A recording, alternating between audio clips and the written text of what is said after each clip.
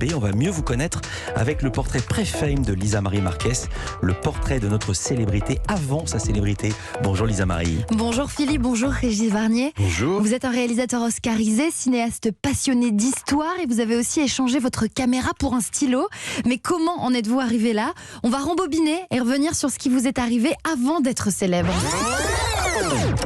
Régis Varnier, vous êtes né à Metz et c'est là que vous passez vos premiers mois jusqu'à ce que votre papa, qui est militaire, soit envoyé en Allemagne. Votre famille le suit et vous vous retrouvez là-bas, près de la Forêt Noire, pour votre petite enfance. Et il paraît que vos premiers mots sont donc en allemand. Oui, j'avais une nounou allemande et je crois que je la voyais plus que ma maman. Et vous le parlez encore ? Non, je l'ai totalement occulté. Il est quelque part dans un coin de ma tête et j'arrive pas à le ressortir, mais ça m'a donné le goût et l'habileté d'apprendre très très vite les langues étrangères. Mais curieusement, celle-là, elle est bloquée et j'arrive pas à la débloquer. Ça soignera sur un divan, non? Il y a des gens qui nous écoutent et qui se disent ça. J'ai fait ça et finalement je suis revenu en parlant d'italien sur le divan, mais pas l'allemand. Pas l'allemand.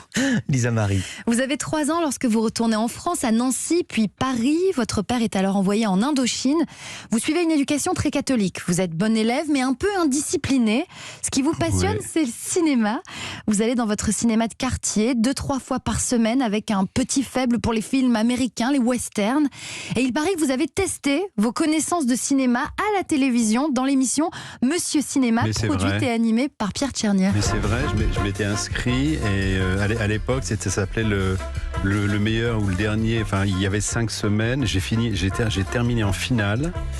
Et j'ai perdu en finale, ça m'a beaucoup agacé parce que le mec était moins bon que moi sur les 4 premières semaines et il m'a niqué, le dernier jour. Non, parce qu'il y avait des sous au bout, il y avait de l'argent au bout. Dingue, vous avez quel âge? Oh, j'avais 19-20 ans. Ouais. Vous savez quoi? Vous en parlez comme si c'était il y a 2 mois.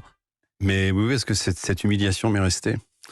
Régis Varnier, côté scolaire, vous décrochez une licence de lettres classiques et une maîtrise de grec. Vous commencez le doctorat. Oui, je peux enseigner demain s'il y a des problèmes dans l'éducation nationale. C'est vrai? Oui, je peux j'ai une licence d'enseignement.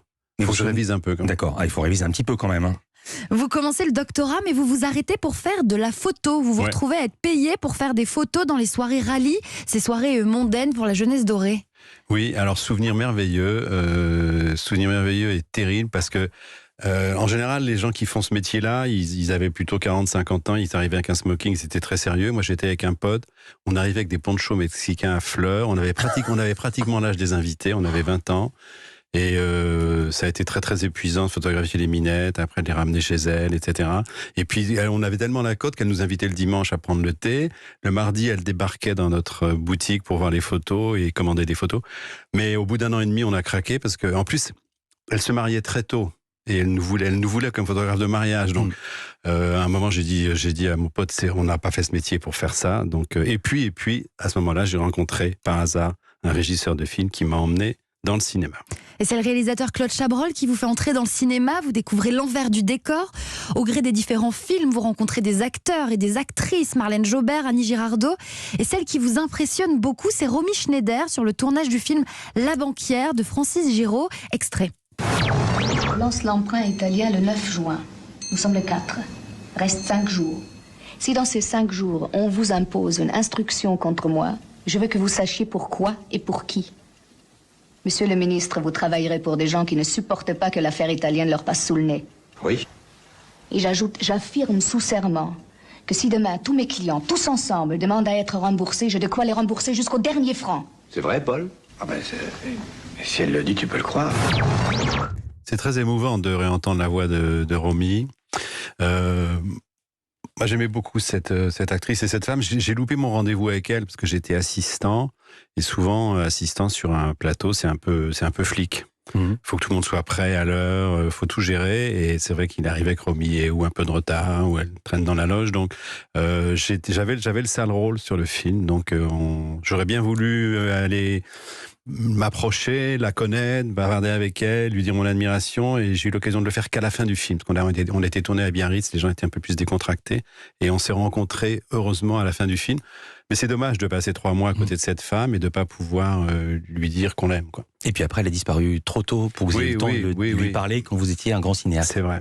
En 86, vous vous lancez enfin, vous passez le cap, vous devenez metteur en scène à votre tour avec votre premier film, La femme de ma vie, avec Jane Birkin et Jean-Louis Trintignant. Que j'ai revu, là, on l'a numérisé, restauré. Il tient la route, le film. Hein. Non, mais vraiment, il tient la route. Non, et puis, les acteurs sont magnifiques. Une histoire forte sous fond d'alcoolisme que vous écrivez seul et qui vous vaut le César de la meilleure première œuvre l'année suivante. Ce premier film affirme votre talent. C'est la naissance de l'auteur de film que vous êtes, Régis Varnier, et le début de votre longue carrière de cinéaste et finalement de conteur d'histoire. La suite, on la connaît et moi, je m'arrête là. Merci beaucoup, Lisa Marie. C'est un beau début de carrière. Oui, et puis incidemment, j'avais écrit sur un coin de table une chanson pour une petite actrice qui s'appelait Elsa. Et T'en vas pas, et on a vendu 1 million de... Oui, c'est moi qui ai écrit ça. Je ne savais pas ça. Et ben voilà, on apprend. Je suis très heureux, je viens d'apprendre quelque chose, je suis très très heureux. Il y a plein de copains qui commencent à me faire la gueule. Alors, César de la première œuvre, il écrit un disque, ils vend 1 million, donc j'ai commencé à me faire des ennemis.